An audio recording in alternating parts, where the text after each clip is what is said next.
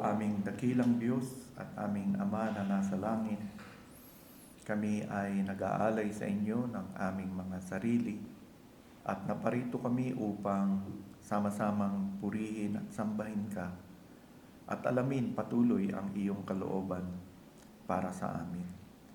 Nagpapasalamat kami sa lahat ng provisions mo upang kami ay maging bahagi ng araw na ito kung saan ang iyong mga tao ay sasamba sa inyo. Humingi din kami ng tulong upang mapatnubayan mo ang aming gagawin sa buong mag-araw na ito.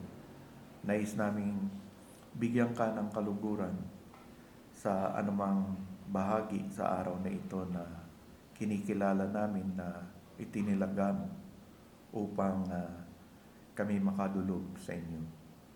Umaasa po kami maging sa tulong ng banal na Espiritu na sumasa amin sa panimulang pag-aaral namin ng iyong mga salita. Umaasa po sa inyong tulong maging sa naisin naming hindi lamang maging hearers ng iyong mga salita, kung hindi higit sa lahat, maging doers ng iyong mga salita.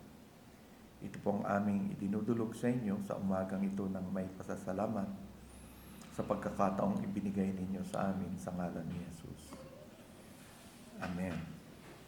So, bali ito yung last Sunday natin dahil sa next month, yung mini-maintain pa rin natin yung nakagawian na natin na pagka December, wala tayong Sunday school.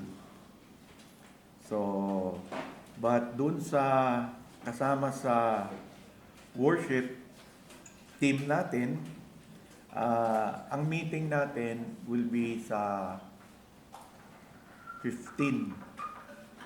December 15, yung Sunday school time.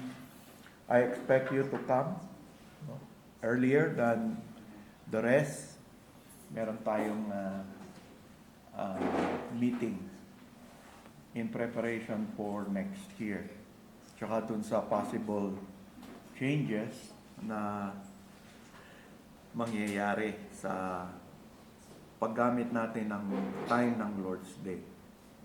Okay, so yan ang reminder sa mga kasama sa worship preparations na ginagawa natin weekly. So today, we will conclude the summary through biblical theology, yung biblical worship. Bagamat maraming dapat pang pag-aralan, dito muna tayo magtatapos sa ating ginagawang pag-aaral. So, last time, doon sa sinimulan natin na creation, nakita natin na God gave man a sacred identity. He is in the image of God. He placed him in a sacred place in Eden, which is called the garden. Doon niya nilagay yung kanyang tao at doon siya nakikipag-meet. At yung sacred task niya is to be the king priest of God. At pinakita ko sa inyo na yung Genesis 1:28 use the term that is priestly. Parang sa Romans 12, kung naalala nyo, Romans 12:1 and 2 are using the same priestly language. Yung so kaya nga siya yung who will take care, he will image forth God as king priest of God in that garden, and then yung sacred time niya, which is the Sabbath rest. Pinaliwanag ko sa inyo na yung Sabbath rest is more about imitating God. Hindi siya about ano yung bawal na gawin at hindi gawin during that day na masyadong napupunta yung kaisipan ng mga tao doon. That happened in the Mosaic Law, but the original teaching, as Jesus Christ said, it is for man's good. So, primarily, pinakita ko sa inyo dun sa text na pag binasa mo siya, sa original niya, yun yung intention. That as the image of God, He looks at that. Kasi kung titignan nyo yung 7, wala na naman nangyari dun eh. Sinabi lang. So, for what purpose is that? God is setting that pattern of 6 and 1. Yung creation in itself as a whole, tapos na siya on the 6th. At sinasabi doon, magsisilbi siyang pattern para sa tao na as king priest, he also on the 7th. So, wala namang sinabi pa doon na but yung 7th day, pinagtatalunan ng iba kung 24, I believe on a 24-hour day. There's a very strong proof of that in Genesis na it's talking about that. Kasi yung isang example lang yung morning and then evening. So, yung 7th, and later on, nakita natin yung 7th na yan sa mga Hudyo, para naging equivalent sa atin ng Sabado. Di po ba? And then we move on sa fall.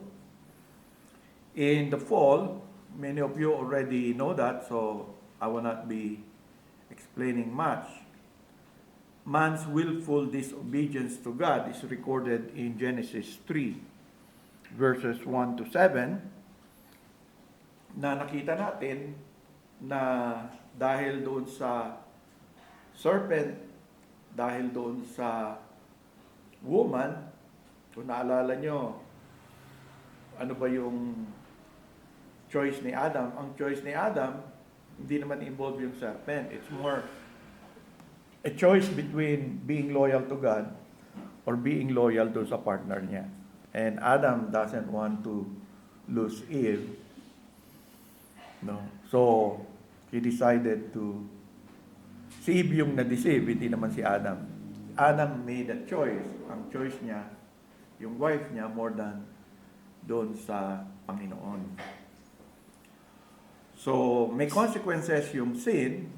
Gusto ko lang i-emphasize is yung banishment from God's presence, which is yung tinatawag nating sacred place. He was banished from that because the sacred place is the place where God chose to meet with man to fellowship with Him.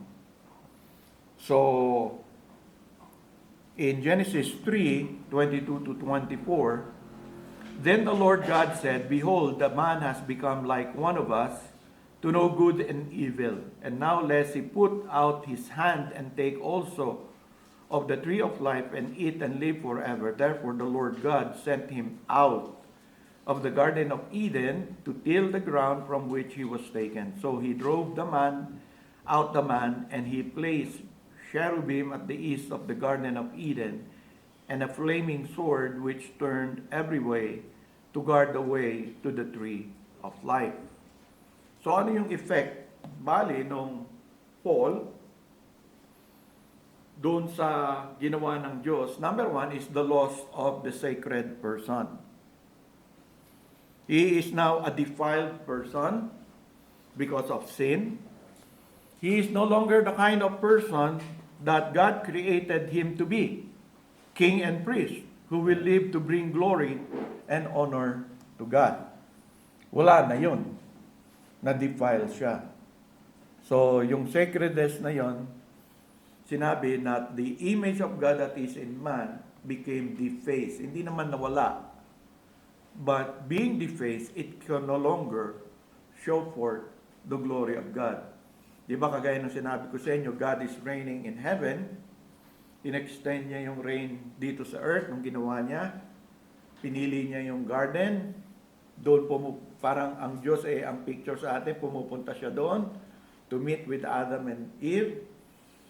Binigyan niya ng law. Si Adam and Adam failed. And because of sin, he has become defiled. Yung place, di ba, normally, even in the Mosaic, and even in the patriarchal, the place where God will appear becomes a holy ground. Alala niyo yung kay Moses, naalala niyo si Jacob.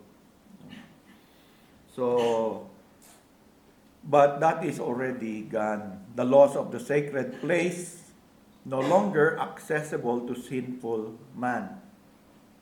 Pag sinabi mo, yung place is the presence of God.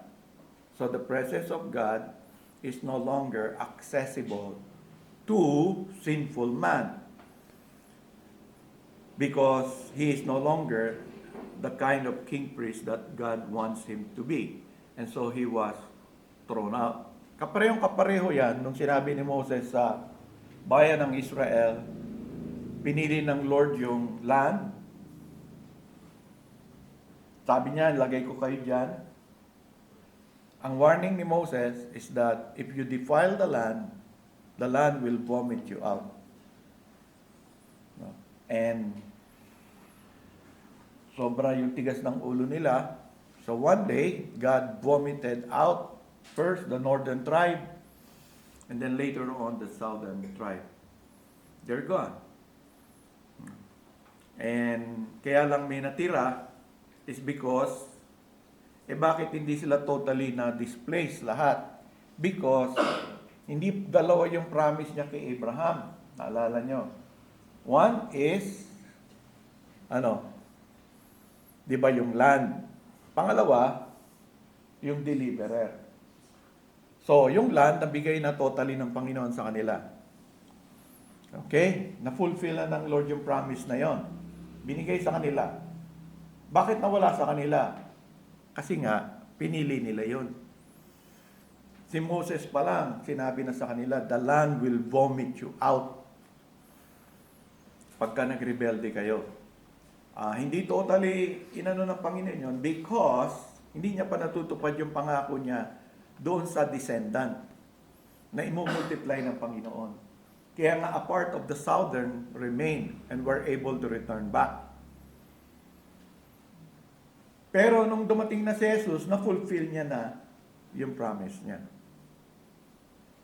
Isa yun sa reason why yung mga ibang Kristiyano masyadong ano dun sa land, nabigay na yun ng Diyos. Natupad na ng Diyos yung promise sa kanila. Ang hindi na lang natutupad ng Panginoon, yung promise niya for a new heavens and a new earth. But the land in Jerusalem, nabigay niya na yun sa kanyang mga tao. And even the Messiah. No. So the land vomit them out because of their hard-heartedness, stiff-neck. And the Messiah, ganun din yung ginawa nila. They rejected the Messiah. So, yun po ang nangyari. Bagamat, hindi naman sila totally inano ng Panginoon. But no longer accessible to sinful man. Remember that. So, ang dapat nating i-remember, from the point at which Adam and Eve are cast out of the garden, through the rest of the Old Testament period, ang nakikita natin, dalawa yung naging main way ng Panginoon para i-reveal pa rin yung kanyang sarili. Dalawa. Ano yung dalawa na yon? Diba? Una po, i-remember natin na yung sacred places na magiging dominant yung image niya sa Old Testament through the tabernacle, parating lalabas that merong barrier that exists between God and man. Yan ang isang resulta ng sacred place. There will be a barrier. And later on, isa-summarize siya ng Hebrews 9 sa atin. But remember, ever since, may barrier na. Halimbawa, doon sa tabernacle, doon sa temple alike, the real and symbolic barriers between God and man ay nando doon. Di ba? The holy place and the Holy of Holies. So kahit na mayroong provision na ginawa ang Panginoon, it failed totally because of man's sinfulness. Kaya yun ang mahalaga doon. Bagamat naglagay ang Panginoon, like the temple, wala. Makikita mo rin yon, very complicated yung means para makadulog sa Panginoon. Kaya nakita niyo yung sacrifices, sangkaterba. Diba? I-memorize mo lang yun eh. Ang hirap na eh. Kung ano yung mga... Tapos, kada sacrifice, may mga gagawin ka. Ang dami-dami. Those are barriers na inilagay ng Panginoon. Because there is now a distance that exists between man and God. God remains to be a holy God. Man has defiled himself. And if man is given a way to approach God in that condition, he will be destroyed by the holiness of God.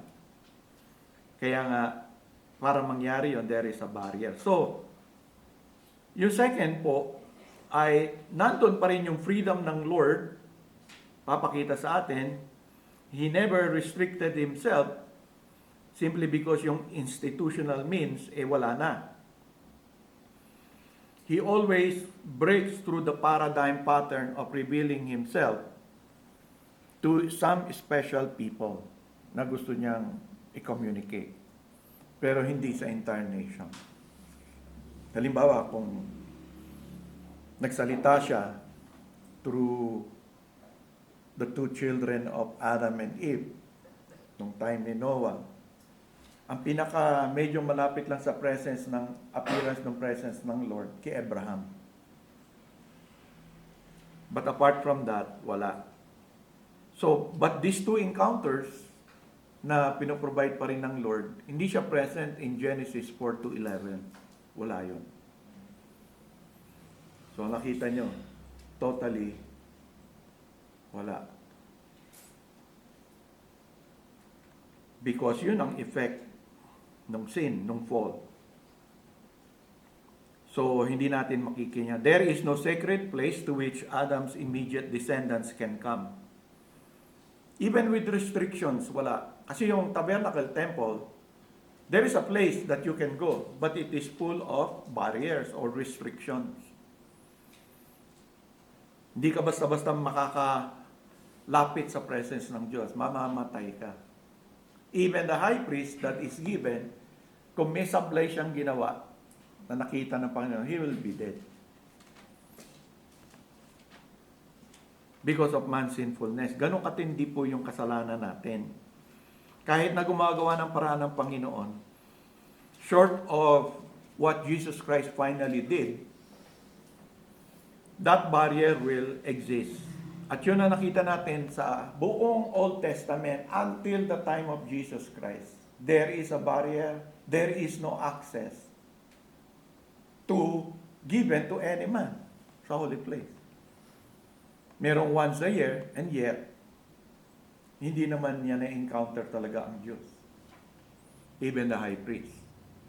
He was only allowed to enter that holy place and do some ceremonies. But at the same time, yung guilt ng mga tao, hindi nalilinis ng blood. Diba? It is only for sins of ignorance. The Day of Atonement. Huwag niyo pong isipin na willful sin is being atoned for. No? No. Mababasa natin yun mamaya. So ano yung fundamental sense nung redemptive history ng buong Old Testament up to the time of the Lord Jesus Christ? The door of access to God is closed. There is no access given to any man except the high priest. Maintindihan natin mamaya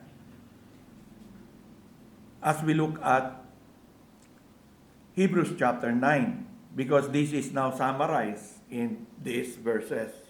Verses 1 to 10 teaches us that free access to God is not guaranteed to God's people in the entire Old Covenant worship provision.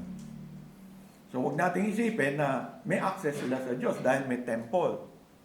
Wala silang access to the presence of God.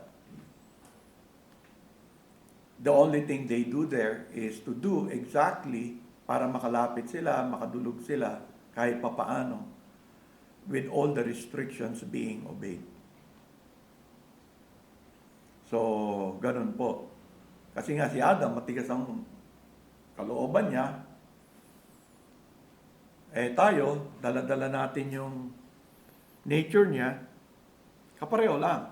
So, protection sa atin ng Panginoon yon, so that we will not be destroyed by that. So, chapter begins with that picture. So, maganda kung may Bible kayo, tignan ninyo. Dahil may mga portions dyan na hindi naintindihan ng marami in relation to worship. Ano ba nangyayari sa worship natin? So, chapter 9 begins. Gusto natin makita itong dalawang bagay. No? Sa entire Old Covenant worship provision. Una, the entire sacrificial system cannot usher the people of God to God's presence. Kahit anong gawin natin, it will not usher us to the presence of God. Ang pinakamalapit, yung once a year. Pero isa lang yung allowed. Hindi pa nila alam kung pagpasok niya, hindi siya mamamatay. Kaya may bell siya, di ba, yung high priest. Pag namatay siya doon, wala namang makakapasok. Hinihila lang siya. May ginawa silang rod na sasalatin lang siya, tapos ihilahin palabas. Pero walang papasok para tumulong sa kanya doon. You will also die. And then, the entire sacrificial system cannot cleanse them from their guilt before God. Wala nun.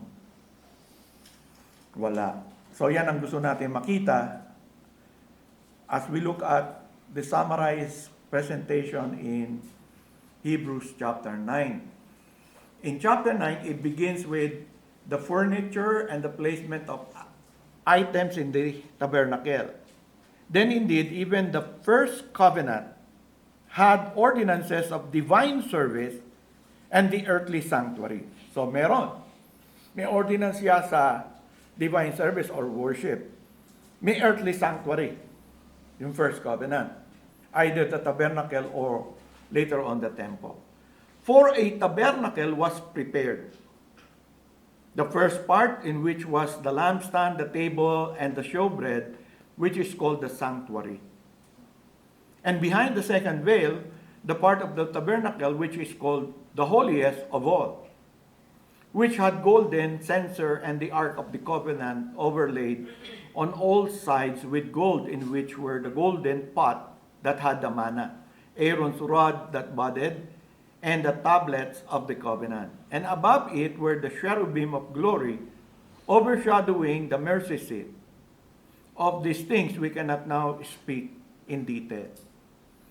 When you go to verse 6, the ministry of the priest of the tabernacle is considered. May mga priests. Now when these things had been thus prepared, so nahanda na lahat yun, yung tabernacle na yun, the priest always went into the first part of the tabernacle performing the services. So kung sino yung na-assign doon, they will do that. Doon sa first part ng tabernacle na dinescribe sa atin, dalawa yung part. What is most significant, however, is that the Holy of Holies is entered only once a year and only one person, the high priest.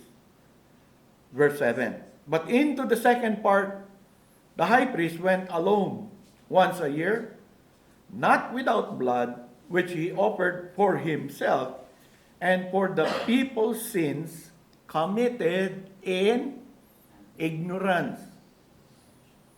Okay? Willful sin, walang provision ang Old Testament doon. Kung babasahin nyo, wala siyang provision. So once a year na yan. So yan yung atonement. But it is an atonement for people's sins committed in ignorance. So doon nakikita na kagad natin yung limitation. Such a limitation signifies that access to God was not yet available as long as the tabernacle remained. Verse 8, the Holy Spirit indicating this, that the way into the holiest of all was not yet made manifest while the first tabernacle was still standing.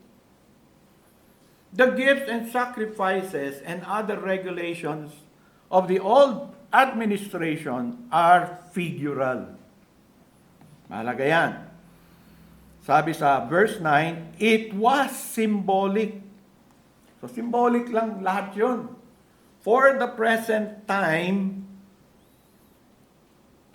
in which both gifts and sacrifices are offered, which cannot make him who perform the service perfect in regard to the conscience. Concerned only with food and drinks, various washings, and fleshly ordinances imposed until the time of Reformation. So they show that the conscience of worshipers is not yet cleansed, pointing toward a new day when everything will be changed. Ang tawag doon, until the time of Reformation. Hindi yung Reformation ni Luther. So, yun po, nakikita nyo. Ano yung silbi ng buo na yun? Although galing yun sa Diyos, dahil sa tindi ng kasalanan natin, at sa hindi nagbabagong kabanalan ng Diyos, yung pamamaraan na yon na ginawa ng Diyos, bagamat meron na silang tinatawag na holy place, no, to go through, there are so many restrictions. So pag tinitignan mo yung dalawa na yon, it doesn't tell you you have access to God. The temple or the tabernacle, it creates only fear. What created is fear among men. Diba? Yun nagsimula dun sa Mount Sinai. Fear gripped the people and no one wants. They are not to go near, sabi ng Panginoon. Moses, pagbawalan mo yung God will kill them if they go near. See, yung picture na yon, kahit may temple na nanatili. Diba? Kahit na yung mga king, kahit yung mga prophets, hindi makakalapit. Hindi makakapasok doon sa Holy of Holies. No prophet. Naalala nyo nga si King Saul, pinag-pray lang tinarusahan siya ng Diyos. Diba? Sa buong buhay niya. At wala siya natanggap na kapatawaran sa kanyang ginawa. Because it was willfully done. Alam ni Saul, hindi niya pwedeng gawin yun. Kaya nga sinabi niya, napilitan din siya. Dahil nagkaroon siya ng false or misconception about blessing. Pag walang prayer, hindi na bless yung kakainin ko. So, mag-pray na lang ako para ma-bless. Parang yung mga biruan minsan pag hindi ka nag-pray. O kaya nag-pray ng church, late ka, kakain ka. Dapat mo pa bang ipag-pray? Napag-pray na. Ano ba yung pinag-pray yung pagkain? So kala nung iba, ganun. Hindi. Prayer is toward God, not toward food. Food has nothing to do. It's a heart attitude towards God that thanks God. Kaya ako, nagtitink ako, I need not worry. Because there are many people who worry about what going to eat. So, yun. Kaya pag nagkamali ka, parang ganun sila. Later on, parang ganun. Napunta sila doon sa mga sacrifice. Kala nila, by doing that, by praying and so forth, yun na yun. And they are wrong. Totally wrong. Kaya nga sabi ng Lord ibig mo sabihin yan ang interest ko? Dali mo yung mga sacrifices para sa akin? Sacrifices and offerings, hindi. Hindi mo naintindihan, kaya ako nilagay yan is to protect you. Because if you come without that, you'll be dead. So, hindi nila naintindihan. Kala nila, yung Panginoon, yun ang parang high na high siya dun. Sa mga sacrifices, sa mga offerings nyo, sa devotion nyo. No, you're a sinful man. Your sins have not been forgiven. How would God delight in you? There's no way God will delight in them. Kaya nga ang sinabi dito, di ba? They are what? Figural. Figural lang siya.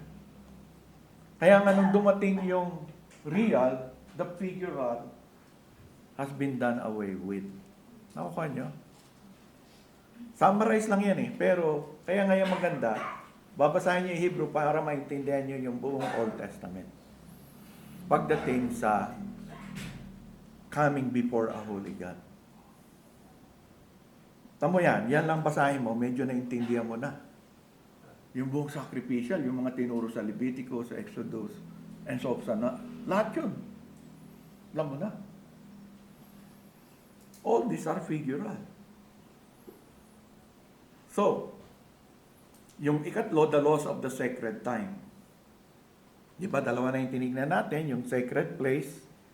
Pinapakita ko lang sa inyo, kahit na nagkaroon ng tabernacle and at tinatawag na Holy of Holies, still, it is short. It did not open the barrier that exists between a sinful man and a holy God. Wala. Wala siya. Para nga makalapit pa yung priest, he has to offer blood for himself. Because what does the blood does? It covers the sin. It does not remove the sin from the person. It covers it for a while. Kasi pupunta siya sa presence ng Lord, may gagawin siya. It covers it. And then, He offers blood for the whole nation to cover their guilt. But He did not wash it away. Pag nakuha mo yan, naintindihan mo yan, you would appreciate the Lord Jesus Christ and what Jesus Christ did for you and for me and for our church. Ganon siya katindi, kagrabe. Because God is holy and we are really sinful. So, left to himself, to his own devices, the fallen man forgets the eschatological dimension of life and treats one day the same as the next, pausing only for seasonal celebration of the earth's fruitfulness, but without reference to God or eternity. So hanggang sa Exodus, hindi mo makikita na may binanggit na man is exercising or enjoying the Sabbath rest. Why? Ay wala rin naman yung presence ng Lord. And man, in his sinfulness, has no intention of imitating God. That is why, ang nangyari sa kanya, wala siyang eschatological dimension. Di ba tayo ganon? There is yet a rest. May Sabbath tayo, observance, the Christian Sabbath, the Lord's Day, but there is yet rest that we look forward to. Hindi ito yung final rest. So may eschatological na tinitignan ka. Sila, wala. They treat one day the same as the next. Seasonal celebration. Magpo-post ngayon. December na Pasko na. Minsan, Holy Week. Magpo-post yung mga tao. Walang trabaho. Walang But not because they love God. They are grateful to God. May season Noong time nila Paul, may mga harvest, may mga new moons, and and all these things.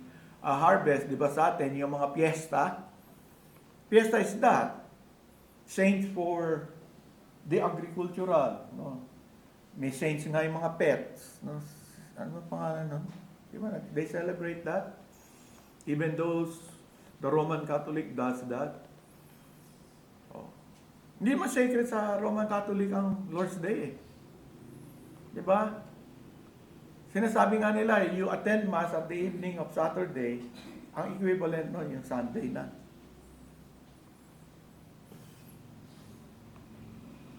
Diba? It just, nagpo-post lang sila for season, like Easter, meron silang celebration, o piyesta ng saint.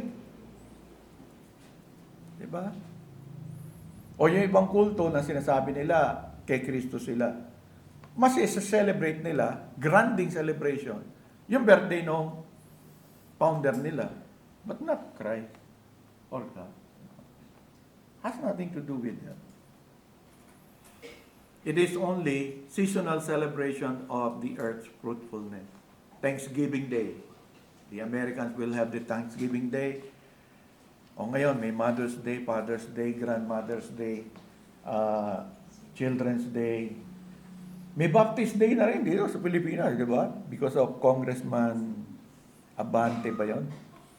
Napas yun, may Baptist, Hindi nga lang ginawang holiday. Puro ganun lang. You see what? This is nothing new. That is the result of the natural man living in a natural cycle in which all days are the same. Ganun ang nangyari until pumasok na yung Exodus. Kaya nilagay pa yun doon. Nilagay pa, iniutos pa. Kasi man left to his own, yan, fallen man, walang eschatological dimension yung buhay niya.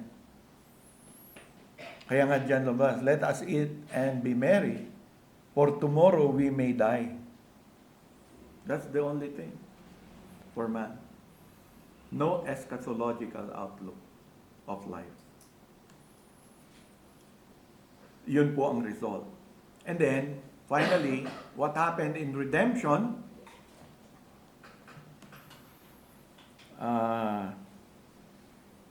here I have read so much of Scott Aniol, who gave a much more lengthy study on this. Meredith Klein states, in the midst of his common curse upon all, common grace was introduced to act as a rein to hold in check the curse on mankind and make possible an interim historical environment as the theater for the program of redemption. Kasi di ba doon sa Genesis 3, may pangako din ng Lord. Nandun yung pangako, lumabas ng Lord na bagamat nagkasala sila, God will be gracious. No? So, kung hindi kayo federalist, no, you believe that there you find the first expression of the covenant of grace. Mga federalist kasi ayaw yan. Sabi nila, covenant of grace is solely in Christ. Doon sa period na yan. So, I do not hold a federalist understanding because 1689, as I showed to you, is not federalist even in the covenant. It's 3 paragraphs. No? Kaya nga sa akin, mali na sabihin 1689 federalism. There is no such thing as 1689. They have to produce one. Pero kung yung 1689, babasahin mo doon, hindi siya ganun. Hindi mag-fit doon yung sinasabi nila. So, I agree with Noel that it is a misuse of the 1689 and say it 1689 federalism. Now, dalawa yung dapat natin obserbahan. God established common grace institutions. God established a specific cultic community. Cultic is a general term for religious practices being done by some group of people. Tayo may religious practice that came from God that we do. So, cultic. Neutral term siya. Iba yung cult. So, dalawa yung in-establish ng Panginoon sa atin. No? Na kasi, kagaya ng sinabi rin ni Meredith Klein, there is the necessity of an interim historical environment which will become the very context of God's program of redemption. Kasi sobra yung sinfulness. Di ba pinakita na ng Lord, grabe yung sinfulness ng tao. Sa umpisa pa lang pumapatay na Imaginein mo kung hindi gumawa ng grace ang Panginoon hindi dadami tao, konting away, magpatayan Nagsisimula pa lang yun.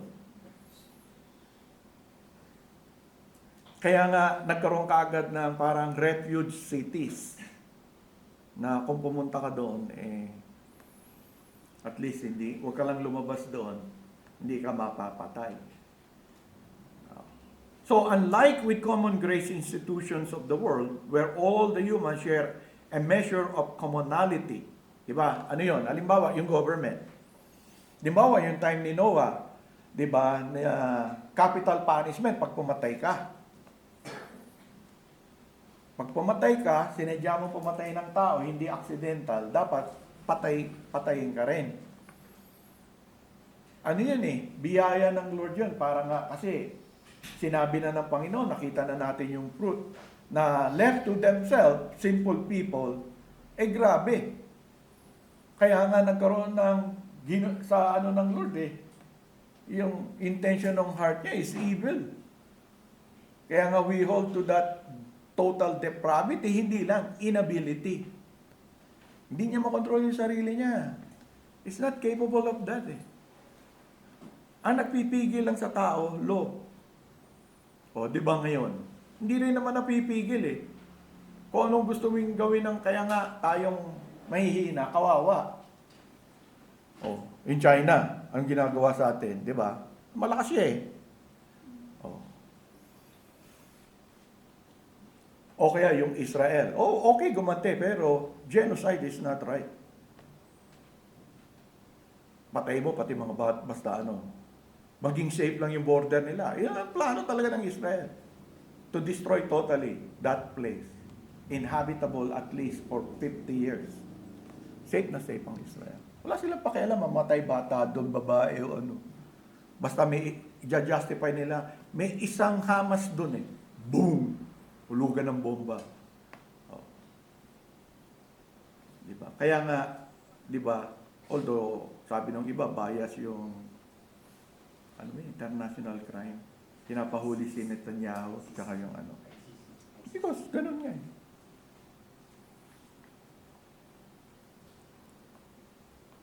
So, and powerful countries can get away with that. Or si Putin sa Russia, he can get away with that. Takot yung ibang bansa. Nuclear power siya. Kung Pilipino ka lang, kawawa ka. Mahirap kang bansa. Api-apihan ka. Gusto mo maprotektahan? Kumapit ka sa amin. So, yan ang gusto ng ibang bansa. Kapit tuko tayo sa kanila. Pag hindi ka kakapit tuko sa amin, hindi ka namin tulungan. Hayaan ka namin mabugbog. You see, yung international justice na pinagsasabi, sinful man cannot handle that. Hindi. Kaya nga, isasabihin mo, democratic system is the best system in the world. Siguro nga hindi. At sa ibang bansa, halimbawa kung nasa Russia ka, hindi pwede ang LGBTQ dun. Ibibilibid ka ni Putin dun. Hindi mo pwede ipagkalat yung same-sex marriage or kung ano pa man. Kaya nga minsan, pag isipin, mabuti pa yung mga socialist O sa North Korea ka, maganyan-ganyan. Mawawala kang Para kang hamog doon, mawala kang bigla. Eh pag sa Pilipinas, diba? Eh kasi nga, ang patron natin US eh. Diba? Sabihin ng iba, anti-US ako. Hindi. Sinasabi ko yan dahil yung kasalanan natin. Yung total depravity natin, yung total inability natin, we will create our own way of surviving this world. So para mag-survive tayo lahat dahil may programa ang Diyos, He has established common grace institutions. Kaya tayo, sakop din nun. Pag naging Kristiyano tayo, obey your government. Whether your government is democracy o kung ano pa man yan, obey. Kaya kahit nga nung time nila Paul, they have to obey. Kasi in a sense, di ba, yung evil intent ng man, makokontrol. Eh imagine mo yan nung itinuro yan, eh grabe yung mga Roman emperors.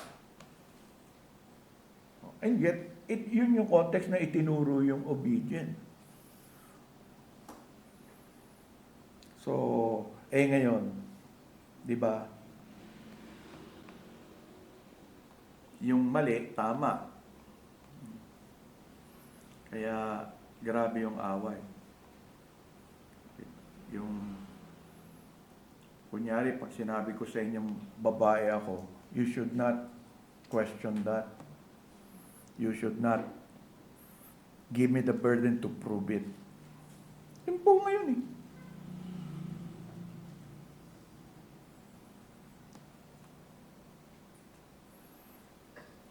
Kung ano yung inisip mong ikaw yun, dapat igalang ng iba yun. Kaso nga, hindi igalang, ipinipilit sa'yo. Diba?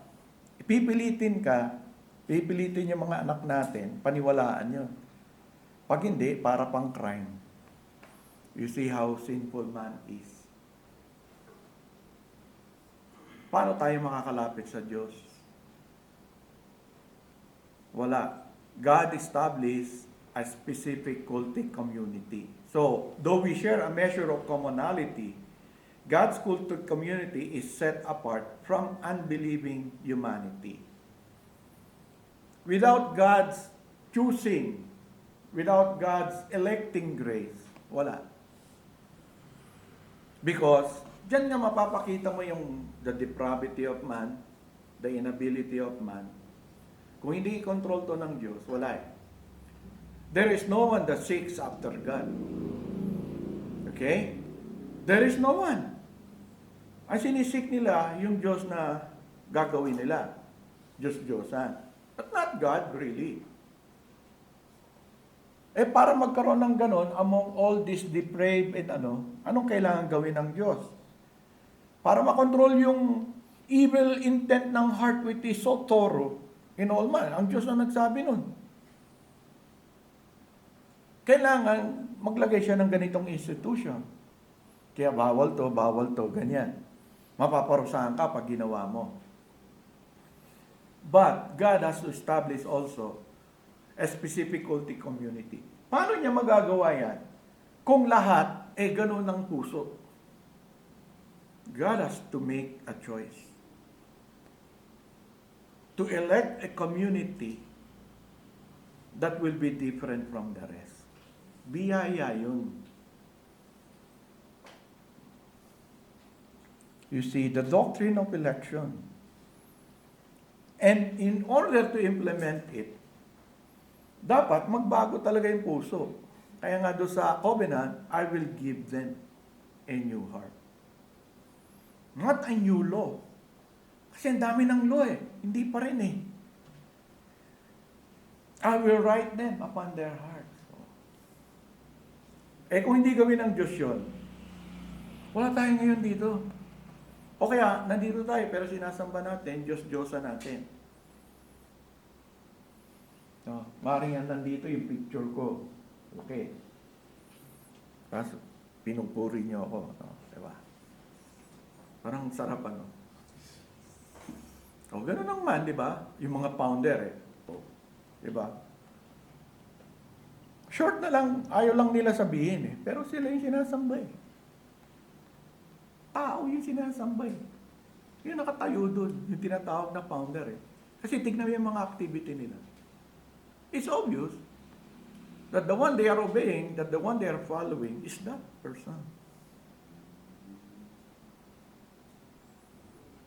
So, pero yung tatayo ng Diyos, wala siyang i-exalt na tao. Si Jesus lang. Kaya nga, yung church, the head of the church is Christ. And Christ alone. Even the pastor is a gift given. Not for himself, but for the people of God. Kasi nga, bakit kailangan yon? Kasi yung people ng God, though forgiven sa sin, yung remain ng sin, very obvious pa rin. Eh kung wala yon, ano kaya mangyari sa atin? Walang pastor, walang ano. Everybody will do what is right in his own eyes. That would be the result, even among Christians. Kahit sabi mo may Bible yan eh. May Bible na nga eh. May pastor na nga. Pero yung pastor, hindi rin sinusunod yung Bible eh. You see how sin really affects. Kaya kailangan, kunyari, worship, gusto ko yung regulated worship. Kasi kung hindi, ano kaya maisip namin dalawa ni Pastor Angie para maging masaya yung worship? At doon nga tayo tempted. No, we want to feel God, we want to feel holiness, but we do not want to be holy. Di ba? O, sa worship, paano mo, bakit nila nasasabi dry yung worship? Ano? Because they have turned it to the Old Testament. Yun ang gusto nilang pattern. So, balik na naman doon. May mga vest na suot, no? Tapos kung ano, no, dancing. It's suiting. Ganun din ang gusto natin. We want to feel. So, the music, the theology of praise and worship music. Di ba, pinaliwanag ko sa inyo. Theological approach yan eh. In order to bring to you a feeling of God through music. Kaya nga pa iba-iba eh. Pag joyful, ganito yung music. So, yung pag joy about, jump to the Lord, praise God. Pag medyo solemn, iba na naman yung tono. Kapag worship, paano mo nasabi? I felt God in my life. I was so touched, so moved. You go to the Bible, that is not offered in worship. No. Wala. Kasi, yung copies lang yan eh. Ano, ulitin natin yung copies. Yun, inuulit nga. Kaya theater na yung mga pulpit ngayon eh. Diba? Theater light. Sound system. Tapos hindi talaga kayo magbabasa ng Bible. Pinapatay pa ilaw. Yung ilaw nandun lang sa pastor. Oh. Merong ang church sa US eh. Hindi naglalakad yung pastor eh. Tumataas yung, bigla na lang tataas dito. Dapat pinahukay ko to kay Rolly. Magpipris na si pastor. Aangat eh. Diba? Parang resurrection from the dead. Dramatic. Biglang spotlight. Michael Jackson. Ay, nako. Yan ang gusto ng tao, mga Kristiyano supposed to be. They have loose touch. No? Samantalang pag binasa mo, the author of Hebrew explained that there is that difference. In Hebrews 8, it says, now this is the main point of the things we are saying. We have such a high priest. Sino yung high priest natin? Si Jesus, who is seated at the right hand of the throne of majesty in the heaven. A minister of the sanctuary and of the true tabernacle which the Lord erected and not man. Okay?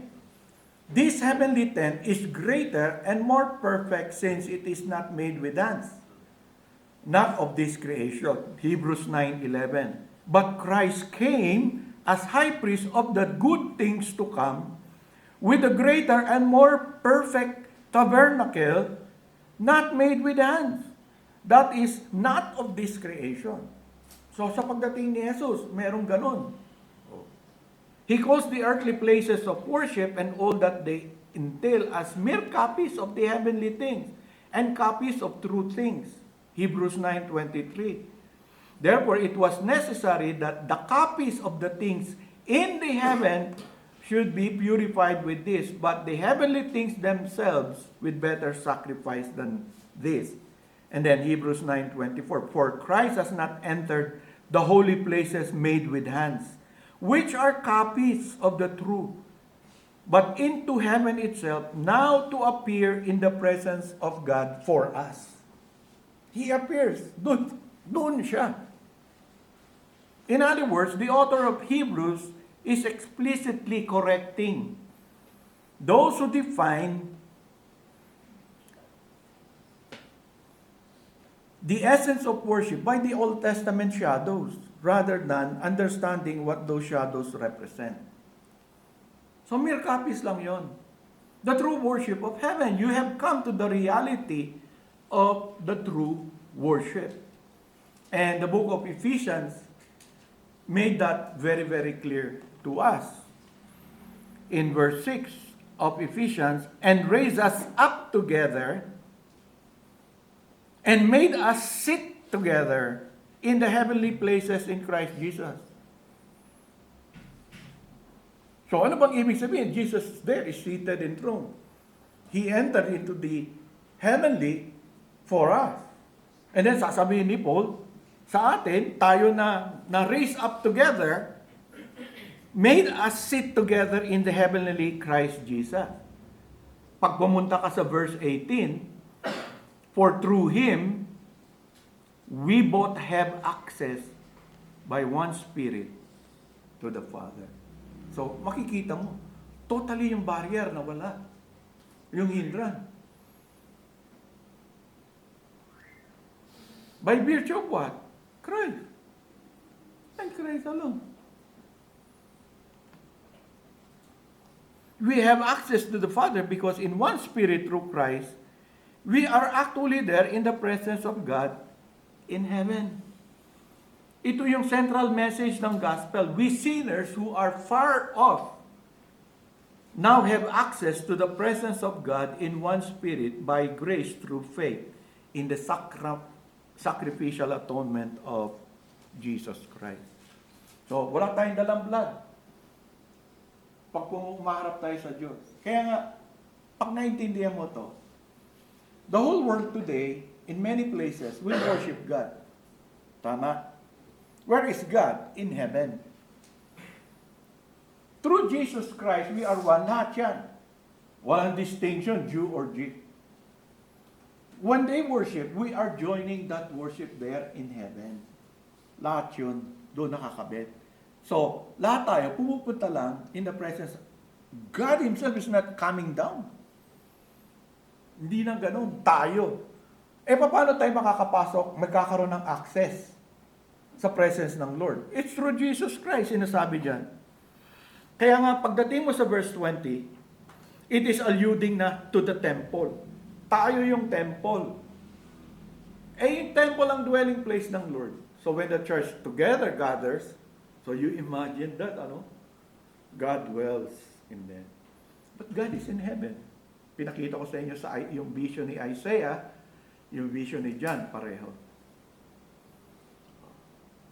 So in Ephesians 2:20, having been built on the foundation of the apostles and prophets, Jesus Christ Himself being the chief cornerstone, in whom the whole building, being joined together, grows into a holy temple in the Lord, in whom you are being built together for a dwelling place of God in the Spirit. So lahat ng totoong Kristiyano, they are being built together into that one temple.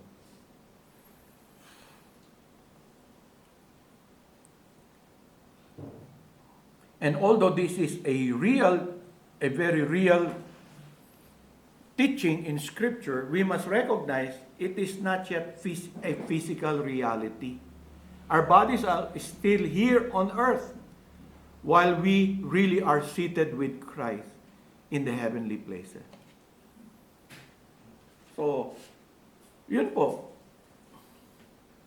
It is what this reveals is the important spiritual essence of our participation in the heavenly worship of God through Christ.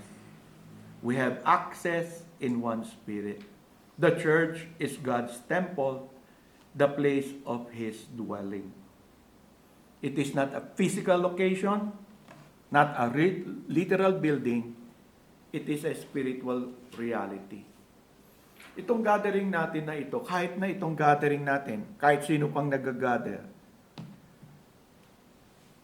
is still very short of the reality. The true temple is in heaven, and we are a spiritual part of that real temple.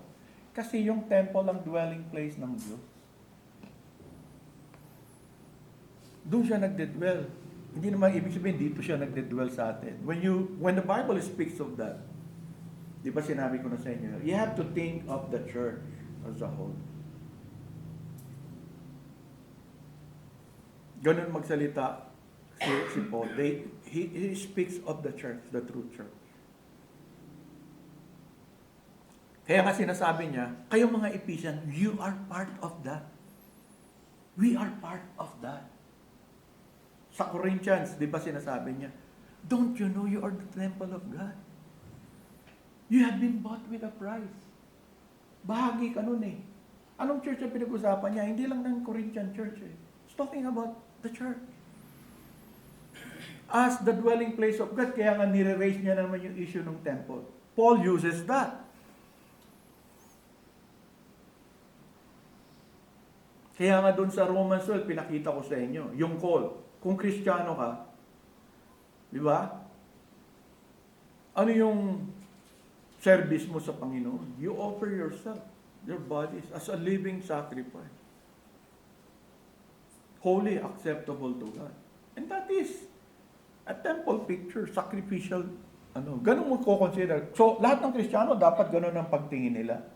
As a church, we're just one part of that heavenly temple. Kaya nga, there is that connection. Kaya nga yung format ng worship, normally katulad doon. Bakit may worship? There is a call. God called us to worship Him, to come together. Meron siyang in-appoint na day. The Lord's Day. Bakit hindi tayo sa Wednesday o Saturday mag-gather, hindi linggo?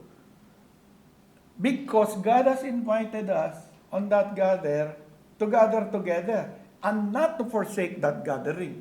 When are we gathering? On the Lord's Day. To do what? We come in the name of Jesus Christ because we cannot come before God apart from what Jesus Christ did. And so we come with humble heart. Kaya nga, pag nagbasa ka, God is delighted with a contrite heart. Though God is inviting us, we know we are sinners. And we cannot come before the holy presence of God apart from Christ. And so we come. And as we come with that repentant heart, we begin to praise God boldly. Bakit tayo nakakapag-praise sa Diyos? Diba? Kasi nga napatawad na tayo sa Kanya. Kaya nga yung ibang reformer, they end the worship with the Lord's Supper. Kaya nga may mga proponents ngayon na ibalik yung Lord's Supper every service at the end of it. Yung pattern na yun, hindi nagbabago. The Word of God will be given. Saan galing yun? Yung singing praises. That's the heavenly worship. Declaring Christ, di ba? Doon sa Revelation, declaring. Ang praises nila, nakakalapit sila sa Panginoon because of the Lamb that was slain. Praise Him who was slain. Kasi nga, we have now access to God. And many of the reformers says that it is sealed by this, yung tinatawag nating eschatological outlook, the marriage feast of the Lamb that will culminate it. So sabi nila, dapat pinapractice na natin yun through the Lord's Supper. So, yung iba, may resurrection niya sa mga Reformed Baptist. Maraming Reformed Baptist ngayon na nag-worship na every time they worship, may Lord's Supper sila. So, ako naman, hindi ko nakikita na commanded yun. It's just, I still look forward for that day.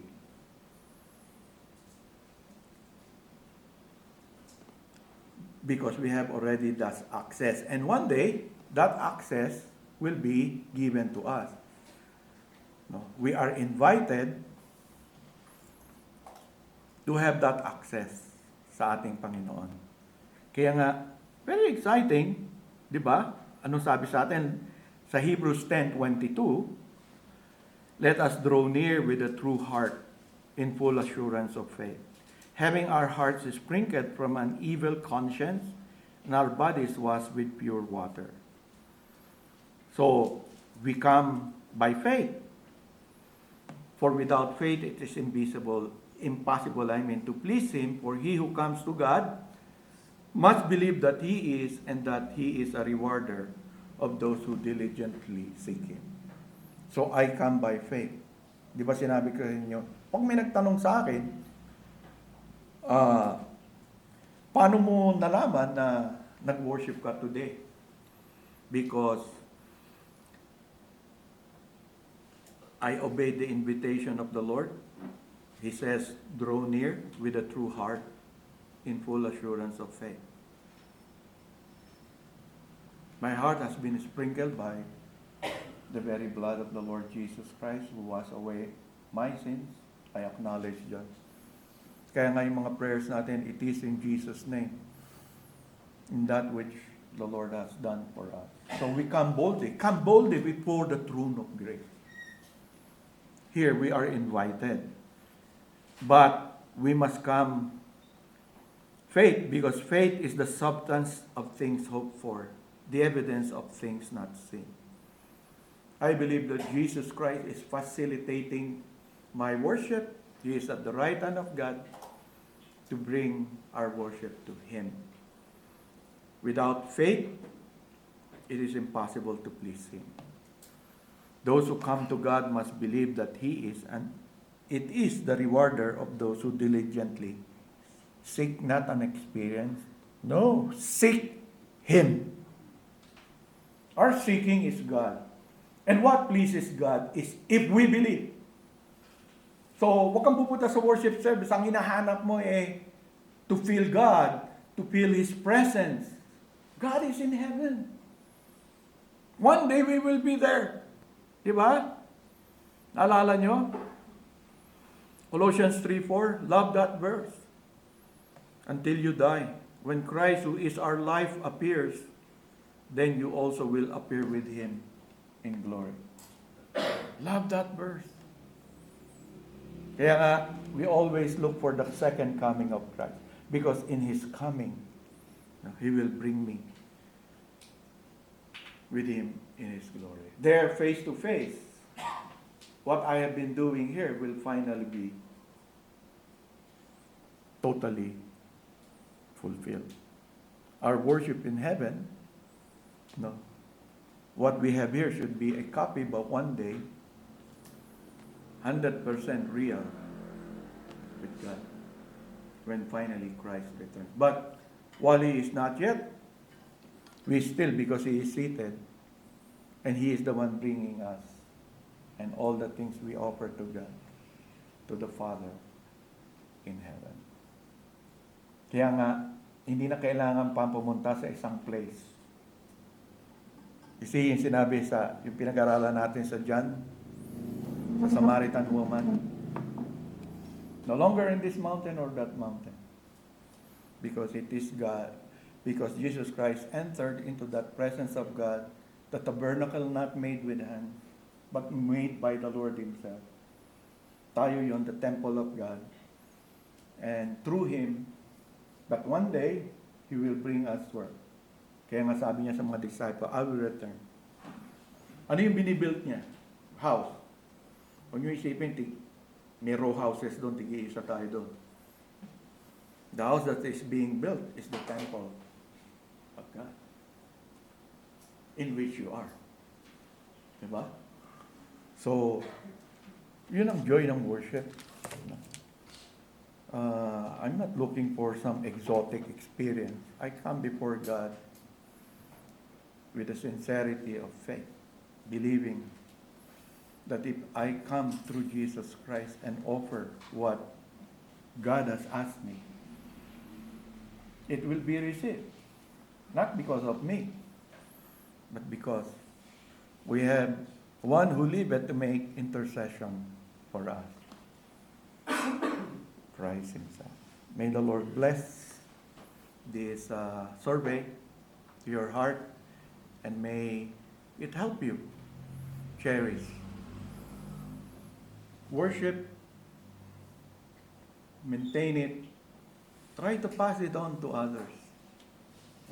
What real worship is. Because it is being destroyed by Satan. And many Christians are being deceived. And what they're doing is they are trying to repeat the Old Testament shadows, a replica of it again, when in fact the true access has been opened to us by God. So when you come here seeking God, and you'll find Him. Don't seek for an experience, seek God Himself. Marami pong salamat, Panginoon, sa ipinagkaloob niyong mga pag-aaral namin ng iyong mga salita. At umaasa kami, Panginoon, na you will revive true worship, love for you, especially as we express that love through worship. That we will be able to pass it on to the next generation of who will comprise this local church, to understand what worship is, because in this world, even some of our brothers and sisters are being misled and deceived, and are again focusing so much on the things that are earthly, when in fact they are mere copies only. So help us, Father, to remember that our coming together is to seek you as our God and to offer to you a living sacrifice. The rest of our time here in short sojourn in this world. May these truths be written upon the hearts of the members of this church. In Jesus Christ's name. Amen.